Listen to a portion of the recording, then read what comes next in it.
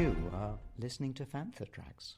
Because of the following special program, Wonder Woman and the Incredible Hulk will not be presented this evening.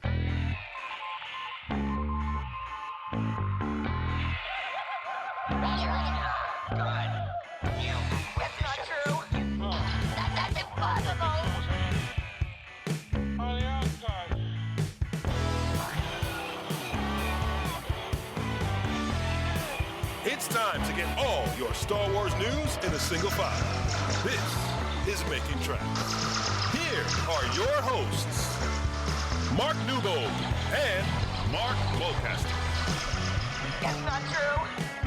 That's impossible. You're listening to Making Tracks and a very special episode as we head back down to Farthest From, which took place over the weekend of the 10th and 11th of December. It was the evening of the Christmas meal where I sat down on stage with Steve Morphew and Carl Upshell. Carl was an extra in Andor. Steve is a veteran stand-in. He's doubled for Diego Luna on Andor, for Johnny Depp on Pirates of the Caribbean, and a number of other high-profile projects. Neither had spoken at length about their careers.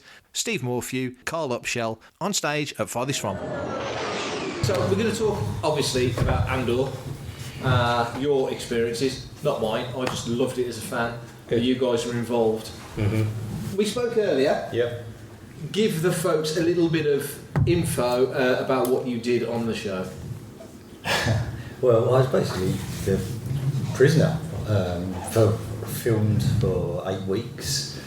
Every day pretty much, apart from Sundays and most Saturdays. It was a lot of fun. It was a lot of fun, especially when we got to the running and jumping off the platforms and onto crash mats. And that. Yeah, it was good. Running and jumping's always fun. Yeah, always, yeah. Steve, yourself? Me, well, I'm Diego Luna's stand-in. I was Diego Luna's stand-in for all 12 eps, and I'm still working on the second series with him as well at the moment. Narkina 5, basically. The tables, let's talk about the set. I mean, the set itself. Luke Hull's set, fantastic. What the special effects team did with that set was incredible, building the parts. Every bit of that mechanics was real. I mean, we literally had a day's practice to put these things together. These nodules that we put, we had to, practice how to put these together so we looked good on camera, basically. I don't know what else you want to know. No, it's fine. I was going to say, about that particular set, I'd heard from a friend of a friend of a friend that the set, the physical mechanics of those things you were building, that we didn't know what they were at the time. Exactly. They didn't tell us, even though I was part of the crew as well. Not only was I crew, I was Diego's stand-in, but I was also I was cast. I was cast as one of the actors as well. I was cast as Table 7 for 3 eps for 8, 9, and 10. Yeah. So I've lost my. No, it's fine. I was saying those things were pretty hefty for real. I mean, obviously, usually. Yes. Yeah. They were heavy. Yeah. They were heavy. Yeah, they were heavy. Everything was realistic. Everything was meticulously designed to make it look as realistic as possible. That whole set was so clinical. Hardly any of it was green screen. It was all.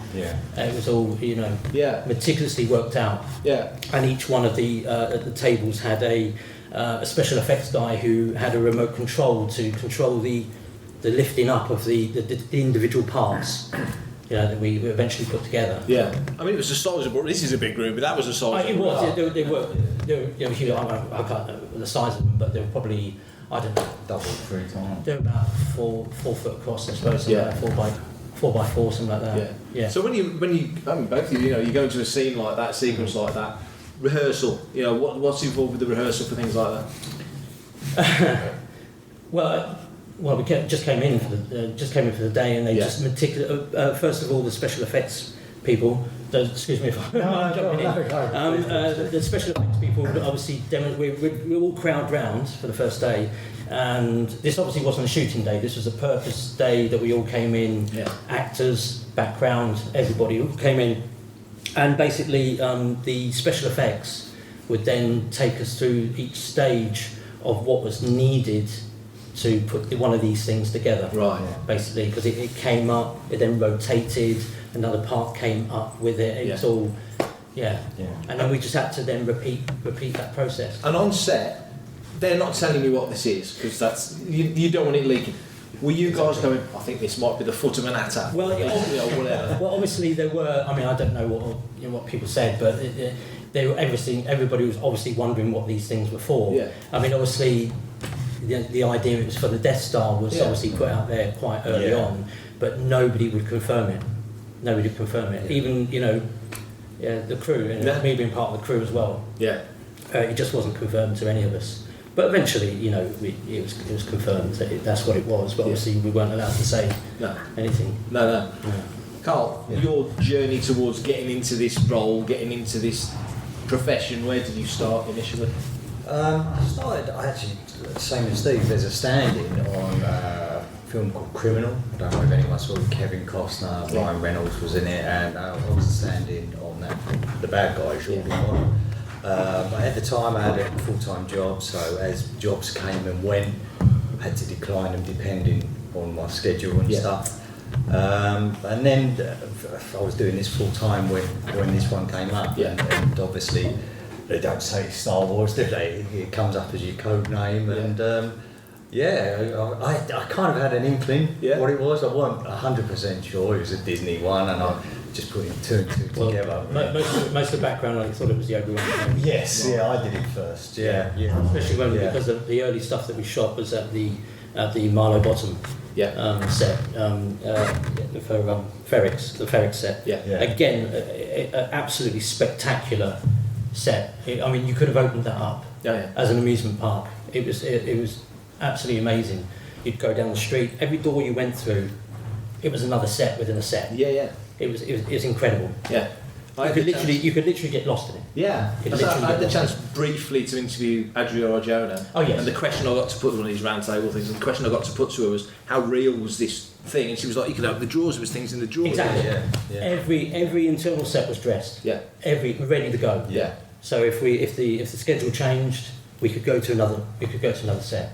And then some of the internal sets, once we'd used them, were then redressed as some other internal set from Ferrex as well. And when you guys are on a set like that, because as the actors have said, excuse me, you could turn left, you could turn right, the director could say you run where you want because I've got full coverage and I can film whatever I like. How interesting is that then for performers to work on a set like that, as opposed to that's the edge of the wall and that's the scene where the lights are, so the camera's never going to move, but on this the camera can go anyway. You're only rehearsing it, you're blocking things out, working things out, and there's the freedom to really move. Well, there is a freedom, and there isn't a freedom. Again, that depends what lens you're on, to be able to do that. I mean, obviously with a wide angle, but even then you still have a destination. You're still you haven't got that kind of free reign. I mean, for me, I either rehearsed for Diego or I watched him rehearse, and then I repeated what he did. Right. So it worked, but you still. Even on a wide angle lens, you've still got parameters that you have to adhere to. Certainly some of the tunnel, like in the tunnel where we was running along, it got really confined, wasn't it? When everyone was running down and jumping at the end. Like, it was just carnage basically. It was so many. They brought so many new guys in as well. Well, they brought in because we had two setups for that. We had one which was a low one where we could jump off. And then they bought it. They went to another set, which was then, as an actor, I was harnessed. Right. I wasn't, because the drop was so high. And I think you'll probably see it from. That's where Diego's double then falls backwards. Out. That was the higher set. That was the double set of the lower one. All the actors, including Andy, we were all harnessed. We were only allowed to go to a certain position. We weren't allowed to drop. All the other guys around us were all stunt people, right? Including Diego's stunt double, who fell out. Right. So they gave us the opportunity. They gave us the low one. They gave us the kiddie one where we could drop off, and then later on they You know, whether you want the lower shots and seeing people actually physically fall out. Yeah. That was all. They brought in a load of stunt people for that. Okay. And being a double or a standing. Standing double. I mean, it goes hand in hand. How does that come about? How do you get into that? What's the requirement for that? Is that I've been doing it for. And Simon can tell you fallen asleep, Simon. Simon, yeah. I mean, I've known Simon for 30 years. So I'd fall asleep as well. Yeah, thank you. Basically, being a professional standing, it's a game of being observant. Right. So you have to watch your artist. You have to watch exactly what they do, how they walk, how fast they walk, what hand they pick something up with, but also do that with the dialogue as well. Yeah. You'd learn the dialogue. Right. Yeah. So if he picks something up on a certain word or whatever, and then moves off from A to B so it's just a matter of being observant and then being able to then replicate that once they've gone, because they will rehearse it. You might get 1 or 2 opportunities to watch what they do. Yeah. And then you have to memorise that. Yeah. And then they'll go off and they'll go off to their trailer. They're going back to makeup, wardrobe, or whatever to get ready. In the meantime, you set it up, and you'll have to repeat that. And the production and the camera team, the DOP, the camera team will rely on you or me to get that precisely right.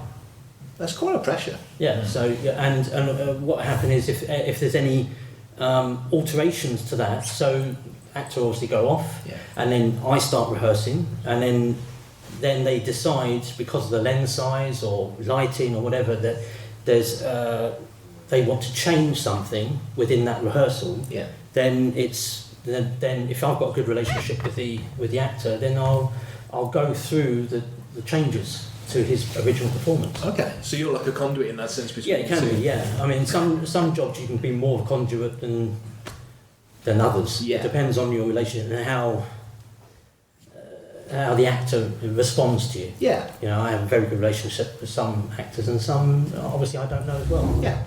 Hi, this is Guy Henry, and you're listening to Fantha Tracks. Enjoy. And Carl, with what you do in that scene when you're blocking your things out and being directed to where you need to go, what's involved with all of that? Well, basically just being told, like you said, just they want you to run down that way. You just do what you're told, basically, and try not to trip up and bring 20 people behind down as well. You know. But, you say that, I mean, it sounds funny, but there's with what you both do. There's a pressure that if you've not quite imbued what you're required to, definitely. Everyone's got to stop and sort of go again. Well, if you get it wrong, if they've set up a camera on you, and you've fucked up, basically, you fucked up, and you haven't replicated what they've done properly, and they've set up maybe a tight shot on you, and you haven't got it precisely right, it can alter the lighting, everything, and then once the artist comes in, and if it's totally wrong to what you've set up, then it's a complete relight. Which can take the whole nature of what I do for a living is to save production time. Right. It's a time saving process. So if I don't get it right, that means that you're spending extra time on that particular angle for that shot. Yeah. To then get it right again. Yeah. Because basically you're one scene can be multiple of angles.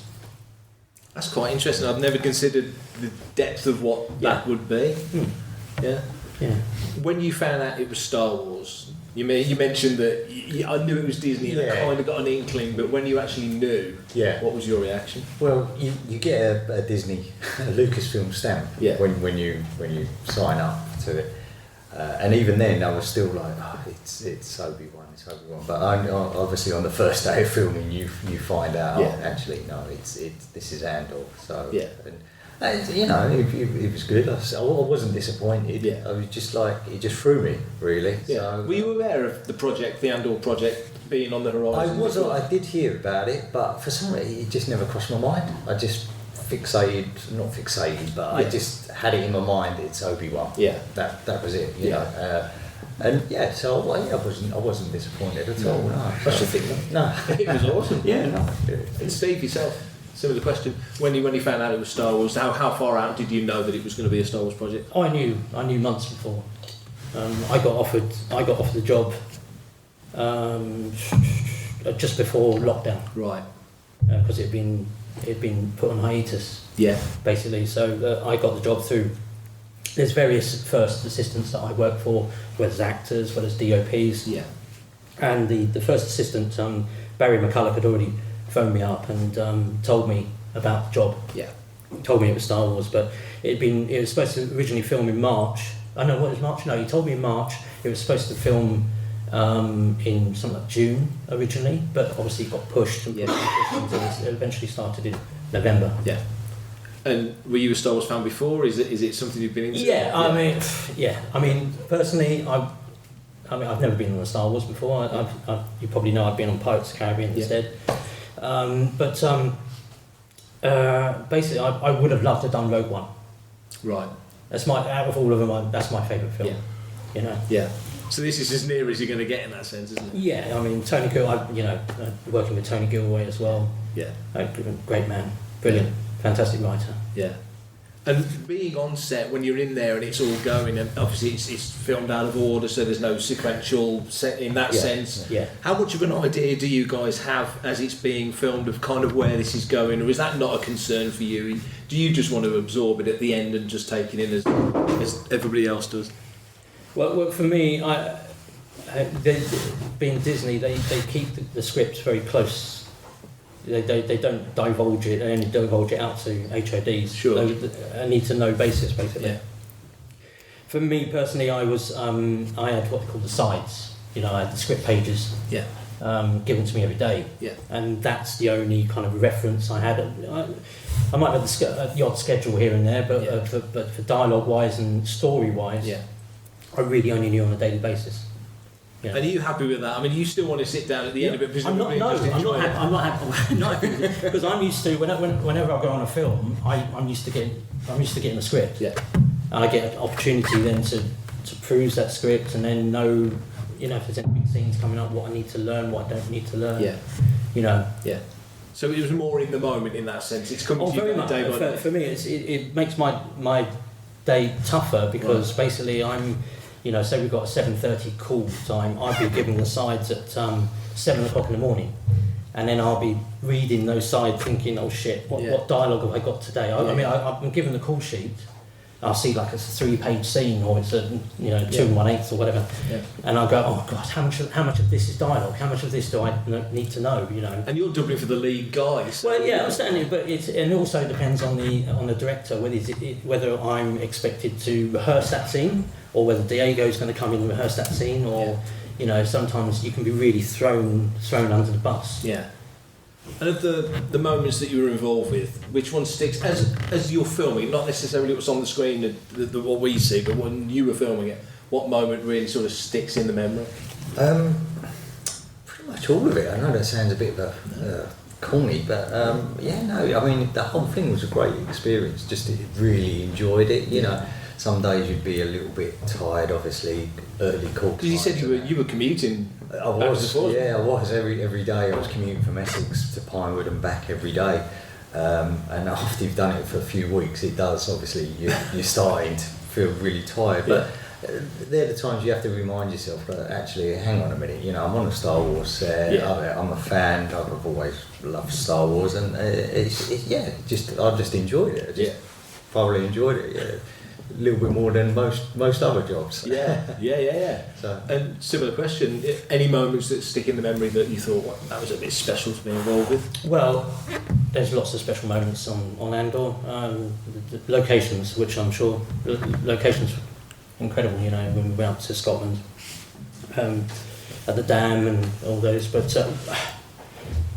the Marlow set, incredible. But for me, obviously, Narkina 5.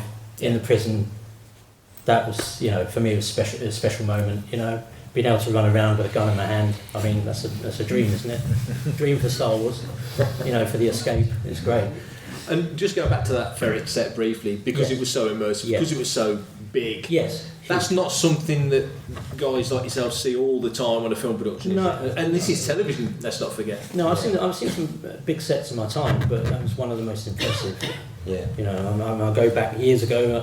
I did back in '94. I did Judge Dredd. Right. Yeah. For Sylvester Stallone, and that was the Mega City 1 set was huge, absolutely huge set. Danny Cannon. It's very rare. It's very rare to see a set of that size. I think another set that was very impressive was Dark Shadows. All right. The Dark Shadows set, the Tim Burton's Dark Shadows. They built that on the back lot of Pinewood, where the water tank is, and they incorporated the water tank. So they had actual, real fishing boats and on the water tank, but then the set was extended out so far. Yeah. But that was another impressive set. But yeah, I mean, you're right. You rarely see a set of that size, and definitely the Ferric set was very, very, very impressive. Very impressive. And an important question: catering, was it good? I think Steve's catering was better than. And Craft. Craft. Yeah. Steve had access to Craft. We unfortunately didn't. It was probably too much food for all of us. But yeah, it was good. It was good. Good. Yeah, food's definitely got better, especially the Americanisation of productions. Yeah. Well, I mean, for both of you, with Disney doing so much more in the UK now, the presence of Pinewood and all the other things that they do, and all the streamers grabbing for content, is there more work going around now generally in the industry? There's more things to go for? Huge. Yeah, I would say so. Yeah, I think we're Huge amount. really lucky. And the reopening of certain studios. I mean, you've got Bray Studios have been reopened. That was going to be torn down in 2013, and I believe, am I right, Simon's Apple, isn't it? Apple. Amazon. Is it Amazon? Lord of the Rings is. At Bray? At Bray, yeah. At Bray, yeah. And so that was going to be torn down. I ended up doing Rocket Man there, and that was because of the studio. There was lack of studio space. Right. Everything had been taken up by Disney, or Shepperton was full, Pinewood was full, and they reopened Bray, and now they've built more stages there. It's a resurgence of. So, and there's so many more different. There's so many studios being built now. Yeah. Unbelievable amount to cater for the amount of productions that are being shot here. Yeah. And there's still plans for more to be built. It's going. So, fingers crossed. Yeah. And especially me and Simon still employed, hopefully. But with this show, especially, there's been location shooting in the UK before. Force Awakens did stuff. Last Jedi did stuff over in Ireland. And they've shot around. Willow was shooting in Wales, and there's stuff going on. But this show particularly went right up to Scotland, right down to the south coast. There's stuff in the Midlands, loads around London, which we'll talk about later. It really did bounce around the country. With film production. Like you mentioned, Lord of the Rings, obviously they generally shoot in New Zealand, but they're doing stuff all over the place. There's landscapes here that are suitable for all of it. Yeah. It's got to be a great time for the British film industry now, with this, not just film, but television as well. Totally. Yeah, especially with all the streaming services as well. Yeah. So, that's good. It's all good. It's all good. As much as you can say, what's next on your collective plates? Well, I'm busy till August. Yeah, that's good. I think I've got. Guess what? And I'm the same as Steve. Yeah, good. Not busy till August, but till February, I think, something like that. But on the same production. Good. Well, like I say, with Lucasfilm doing so much more in the UK, there's obviously opportunities for future things. So that's excellent. Yeah. Does anybody have any questions? There we go. Go on. 2 questions. First question is. Andor is like a massive success, no matter what metric you measure it by. Was there anything on the set that was different, or any way that you could? Was there anything that was happening day to day that you thought that this would be special or different? Because it seems to have really, been a successful production. And the second question, which you might not be able to answer, is that Disney have set up some tents not far from my house. Where do you live? Bracken. So, my question would be, you wouldn't be able to answer what production it is, but are you visiting Brecon? Even if I knew, I couldn't tell you anything. Even if it was for them, I wouldn't be. There'd be a van outside waiting for me, and I'd be bundled in the back of it. Okay. So I couldn't. So anything about the production that really stuck out? Because all the performances seem to be extraordinarily good. The performance was great. The actors were marvellous. You know, I mean, lovely bunch of guys as well. No, I mean, obviously Tony Gilroy's writing. The way it was always perceived as a thriller, it wasn't. They tried to keep it in the ilk of Rogue One. They wanted to keep that kind of feel to it. So it was never perceived as a gun-toting kind of shoot 'em up kind of. It was always supposed to be like more of a thinking man's, or thinking person's, I should say. Let's get this politically correct. But a thinking person's Star Wars. For everything in one location, daily news, reviews, interviews, podcasts, video, and social media feeds, bookmark FanthaTracks.com for Star Wars news 24/7, 365.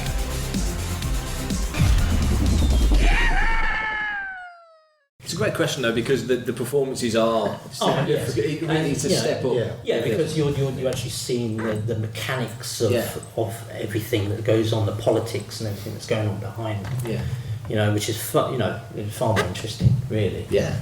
Yeah. Well, it's a very popular show, so it's kind of proved its point. Really. And how satisfying when both of you, when you're working on a show, and you must work on shows, you think this is going to be the biggest thing ever, and it doesn't quite catch. And then you work on a show like this, which it's Star Wars, so there's an inherent interest in the fan base and beyond. But when a show's getting such good notices as Andor is, such good reception, that way you feel. Oh God, yeah. Definitely. Yeah, it's always good to. When you hear, he's brilliant, it's the best, Star Wars series that's been done. So, I feel very proud just to be a small, teeny little cog of that. Yeah, brilliant. No, I'm very proud to be on it. Yeah. I'm very proud to be still on it. And I'm very proud to be the fact that I was, cast. I'm very lucky that Tony Gilroy actually gave me a part in the production. So.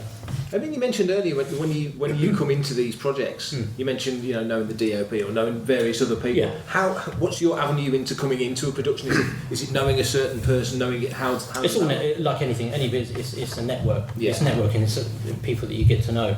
I'm fortunate enough that over the years I've built up a network where I either know actors. Yeah. I get written into actors' contracts, or somebody like Simon sitting over there, or the First that we work for. I know a series of First that will employ me. Yeah.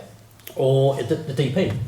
DP will have me on the set. Yeah. Basically, so there's different avenues. I mean, obviously the best is if the actor wants you. Yeah. Then it doesn't matter what anybody else says. That you're the guy. Yeah. You're on. And does that happen because you work with Diego on this one, you're doing the bits there, so theoretically he does another film on another project for another studio? I mean, I've worked over 18 years. I've worked a lot with Jeffrey Rush, who obviously you probably all know plays Barbossa, and I've worked on did 2 Pirates of the Caribbean with him. Did the King's Speech and Life and Death of Peter Sellers and Elizabeth Golden Age. Done many films with him. Yeah. And over the years, I got written into his contract. He's like, he wanted me, so they had no choice. Brilliant. It was great. And I've had a few situations like that. Jude Law, I worked with Jude Law quite a lot over the years. And Johnny Depp as well. I worked with him on quite a few films. Brilliant. Yeah. Brilliant. Any more questions? Keep them coming. There we go. I'll ask just a layman's question. Yeah. Being a stand-in, why do they have stand-ins? What sort of percentage are we watching which is you? And therefore, are we able to say that that's across all films? Across all major feature films, and probably major TV, you'll have stand-ins written into the contracts of the actor. They'll require a stand-in Okay, but why do they require that? For lighting, for lining up the actual the camera, because they're not, the actual actor themselves is not expected to stay there. Once they've done rehearsal, they're not expected to stay there and then light their own shots and then rehearse it continuously. They go off and prepare. So basically they then need somebody like myself to come in, and as I said, it's a time-saving process rather than them doing it. I will come in and then I'll repeat it hopefully so well that by the time the actor's finished doing whatever they're doing, even if they're asleep in their trailer and just relaxing, then they'll come in and they'll be ready to go. Hopefully it's a precision thing. It's a precision thing like that. What was the other part of your question? Sorry. I've forgotten now. Yeah. You gave me such an answer to that. Oh, okay. I didn't really know. You're right, but not many people. I mean, not many people do know that people like me exist, and this is why this is a rare occasion. I don't normally, because nobody understands that people like me exist. I'm not asked anywhere. This is the first time in 30 years I've actually been asked to do an interview and actually explain what I do, and it's only because of Star Wars. Even though I've done numerous films, this is the first time. Thank you, Simon. It's the first time I've been asked. First time I've been asked, and the public aren't aware. You might have seen it in the credits. Standing, you might have seen it. You're not actually be aware of what we actually do or what some of us can do. Because some, you do learn. Some do learn lines, some don't learn lines, and some are brought in specifically to be able to be a performer, to be an acting stand-in, so they will do the full performance, or the stand-in who's a double as well. So you're sometimes that was the other question. How much of you see on screen? So you may see none of me on screen, but. Most probably when you see the shots where somebody's picking up a bottle, right, or you'll see a shot over the shoulder looking at one of something, that's probably somebody like myself that's done that. Or if you're a good replica of that person, then you'll do a wide shot on the top of a mountain, and that'll be probably me in the costume, that kind of thing. Some of the top artists, some of them don't. They like the close-ups. They don't mind doing the close-ups. As soon as it's a wide shot, they want to be in their trailer. And it's people like me that have to go and stand on a cold mountain pretending to be them.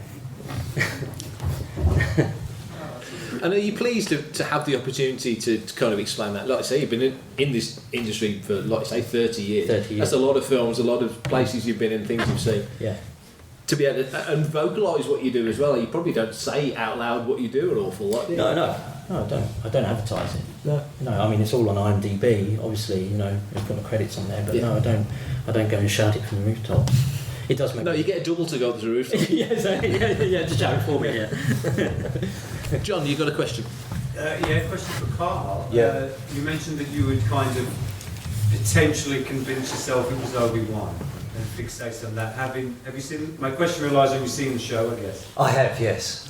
Was there a moment, a sequence, or a story, an element, or a set that you thought, "Oh, I really wish I could have done that"? On Obi-Wan, you mean? Yeah. I don't know. I don't think so, really, because it's hard to visualise what was actually real, if that makes sense. And because on Andor, all our sets were quite clearly built, and you can see they're built. There's not much really green screen, would you say? No, hardly. Whereas I think Obi-Wan, if I'm right in saying, a lot of it, I think the duel between Obi-Wan and Vader, it looked, to me anyway, it looked like it was on perhaps a green screen or something. I mean, I don't know for sure, but it just no, not really. That's a good question, but no, I haven't wished I was on there or certain thing. I'm just happy being proud, being one of the prisoners. I think, again, sorry to sound corny, but that is the truth. Not at all. That's a question. Actually, you mentioned in Obi-Wan and volumes and stuff. Have either of you worked in that environment yet? On a volume? No. Well, we've had the LCD screens wrap around. The stagecraft. Yeah. I think the closest I got, I did Orient Express, the recent one, Ken Branagh one, and on the train, and we had the LCD screens outside, giving the movement, but I haven't got the complete wraparound one yet. I think the closest got was on Red Dragon, the Game of Thrones prequel. We were on the boat. I was steering the boat, and it was a green screen all the way around. It was just a static set on Warner Brothers lot, and the front of the boat, I believe, was all green screen as well. But yeah, that's kind of as close, and it was outdoors as well. So really? they were relying on the weather on that one as well. So it's probably the closest I think I've got to. And being on real sets, which is of course what you kind of feel like you should be anyway, and then stagecraft and volume technology improves, it gives directors, producers, financiers other options that if they maybe don't want to go out to Tunisia to film, they can film it in a volume. There's options. For what you guys do, I'm assuming, maybe I might be wrong, I'm assuming you prefer to go out to the location, you prefer to be in the real thing. 100%. Yeah, definitely. 100%. Yeah. It's nothing. You can't beat a real location. I mean, I understand why to do the volume, because you're open to the elements, and you spent a fortune getting to a location, and suddenly the heavens open, or you've got that choice between either shooting in the sun or shooting in cloud. Whereas it's a complete controlled environment. But personally, I mean, as an actor, or speaking on behalf of actors, I'm sure they'd much prefer to be on location rather than shooting in front of a screen. I mean, it's hard enough when we used to shoot in front of a green screen and just pretend, things on it, which they still do. Things on the stick. There's a monster there. React as if and it's some guy with a stick with a ball on the end. And that's your eye line and what you're trying to react to. Yeah. I suppose it's like we had Neil Scanlon here last year and talking about CGI mixing with animatronics, and there's this sweet spot now with the two working in concert and it works. And I guess with stagecraft that's a new technology and used judiciously in the right place. If you want to recreate that golden hour that lasts for about 6 minutes, you've got to keep going to the location every day to get it right. But if you can make it appear on the screen, you just do it till you got it right. So it works in certain. As long as you're getting the right performance, as long as you're getting the reaction. To that, I understand. It's a control element, but it really comes down to performance. If you're getting that reaction from the actor, from the surroundings that you've got. If it works like that, then fair enough. If you're getting that reaction. Absolutely. Yeah. Any more questions? Here we go. There's two. I shall ping to the back. I just want to know, folks, really, what was it like having to have long days in barefoot and pyjamas when you were in the prison? Very good question. Were you temperature regulated? Did you get cold feet and stuff? It was cold. Yeah. It was cold. I'm not going to lie. And because I didn't have any thermals underneath that either, so it was cold. It was quite funny actually. Just off set, we were all given little slippers, right? So we were all set, and just off set, it looked like. There was that rows and rows and rows of slippers and it was quite a fight because once we'd finished the take and everybody was allowed to go, it was then find the slippers time. It was obviously sometimes you picked up the wrong slippers. I was lucky I had my name, so it's all right. But it was. They were give us those to start off with, but they were. Am I right in saying it was too squeaky? And then Tony said. Well, we were much noise. No, we were never allowed to shoot with them. You couldn't shoot with. Oh right, I always thought that they. No, they were just given to us because they didn't want to stay. Oh right. They wanted to, keep so you didn't tread on nails or things like that when you were set. Yeah, of course. But didn't you say you cut your foot? I did cut my foot on one of the sharp tiles. Whereas we were doing the running down the corridor. Oh, the corridor. Yeah, I did catch my toe on it, and it did start to bleed. And Simon, one of the ADs, he was like, "Come over," but it was just a wipe. He wasn't bad on anything. Went down like Ronaldo. Yeah. So I think what was the rest of your question? Sorry. With the costume, obviously Yes. They looked a lot like kind of rough-looking pyjamas. Were they comfortable?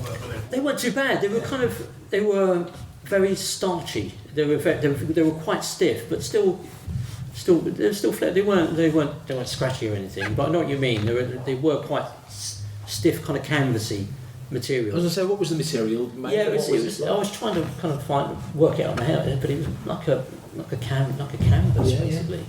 Yeah. I'm sure the costume you said it was parachute material. It might have been, but it was if it was parachute material, they'd obviously put something on it to stiffen it. Scotch Guard sort of. Yeah, whatever. But it was probably a mixed toss between the two. I mean, you're probably right. It might have been parachute material. Yeah. But it was definitely quite stiff. But it was cold at times.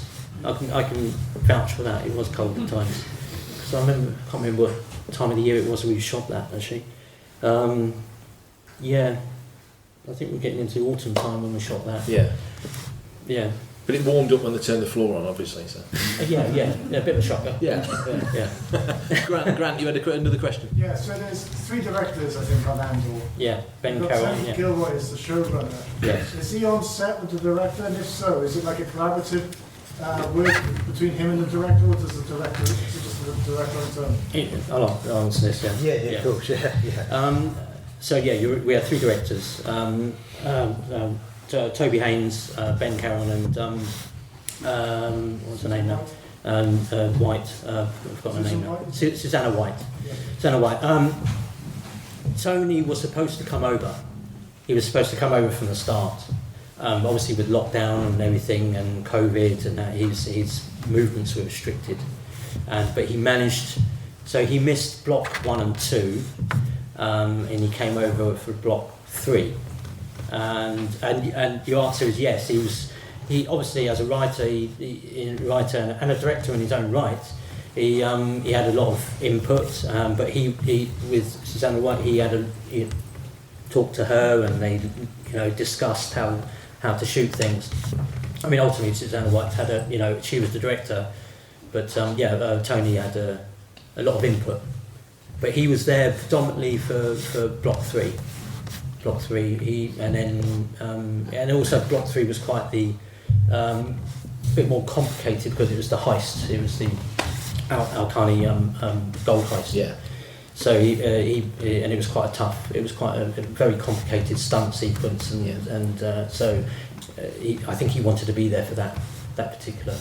You mentioned that Susanna was the director, so she's the bullhorn, she's the boss. She is. He's there giving input and thoughts and ideas, but she's still leading that show. Yeah, of course, yeah.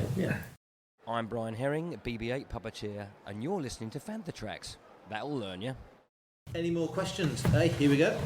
Was there any scenes actually cut out that you were involved in? That's a good question. Ooh, that I was personally involved in, or either so, or Let me think. Top of my head, I can't think of any particular scenes that were cut out. Notable scenes, anyway. It's a very good question because you got me thinking now.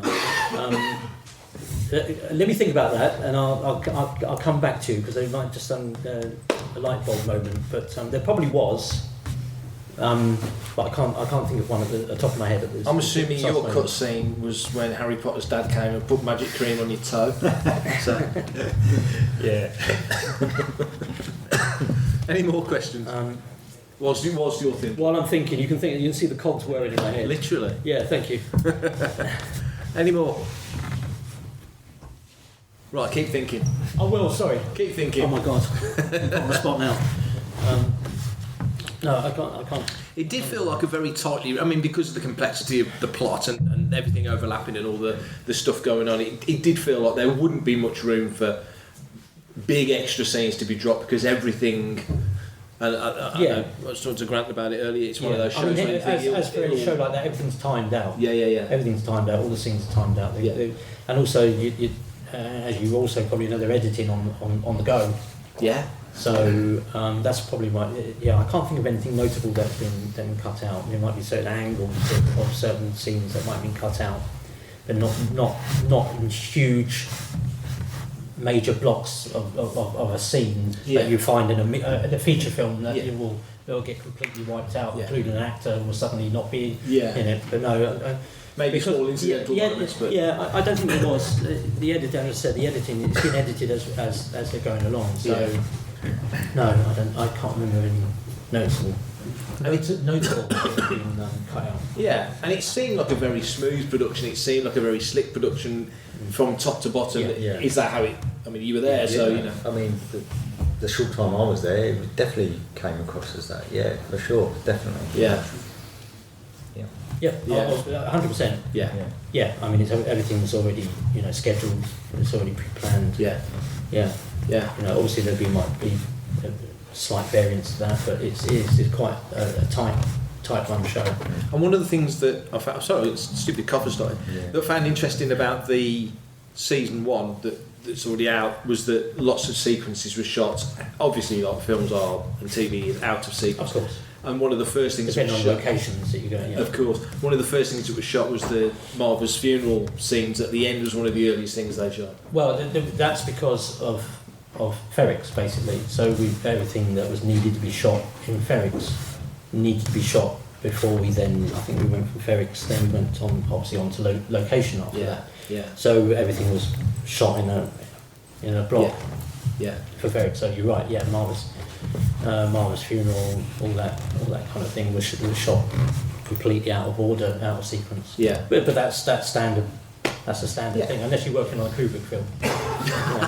Where everything's shot in order. 96 takes. Yeah, exactly. Yeah, but it just happened to be that's our major location. We spent quite a huge chunk of our time. In fact, we shot a lot there. Yeah. As apparent in the series. Obviously when he leaves, he comes back. Yeah. Yeah, but that was all obviously shot all out of sequence. Yeah. Any more questions? Yes, there we go. Last one. You mentioned about having different directors on this TV show. Yeah. And I think that came also the Mandalorian, I think, was different directors and so on. Does that cause any problems? Why do they do it? Why would you not have, for example, one director? Is it a time issue? Does it cause you any problems? Because you just find that... It causes me no problems whatsoever. Okay, fine. Well, that's fine. Does it cause any actors problems? No, it wouldn't cause it. It's all about. I think Simon could back me up here. It's all about scheduling, basically. It's all about scheduling the next ahead. So you've got your director and your first, who've started a few months beforehand, who have prepped block 1. So while block 1 is being shot, they obviously haven't got then the time to then go and prep block 2 or do the scheduling for block 2. So you then have a director and a first who are then scheduling and prepping for the next block, because like with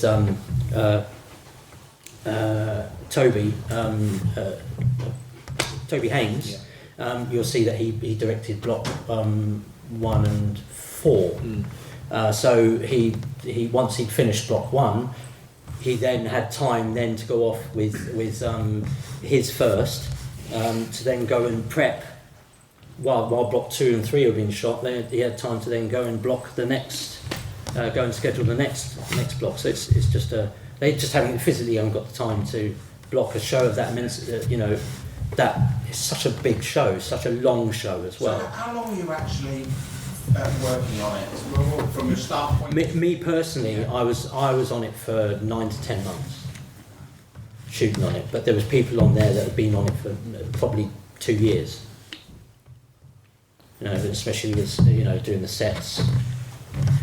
And without saying anything, the second series is going to be of a similar sort of time period for these guys to work again.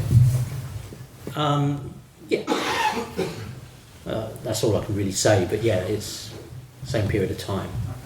It's monumental, isn't it, for one season? It's not just any old show, but for one season of a show, for 2 years of prep and planning, building. Yeah, but obviously 2 years. Obviously, COVID had hit as well, and all that kind of thing. So there was a lot of backlog. But building. You got to understand, building a set like the Marlowe set. Yeah, took them to design and build. Yeah. I don't know the precise time, but it's a huge amount of time. Yeah. Construction of that. And for when you guys do stuff, because like season 2 shooting now, it's shooting right through right through to the middle of next year, and then we probably won't see the show till 2024. You will presumably both go off and do other things. So when you're a professional working in the industry, do you put it in the back of the head and think, I've got to wait 2 years like everybody else has got to wait to see this one, and just move on to your next projects? Then when it comes out, it's all coming like now. It's all coming better. I mean, after Andor, I've done another 2 productions since then. So you just go on. It's your job. You move on to another project. Yeah, definitely. Yeah.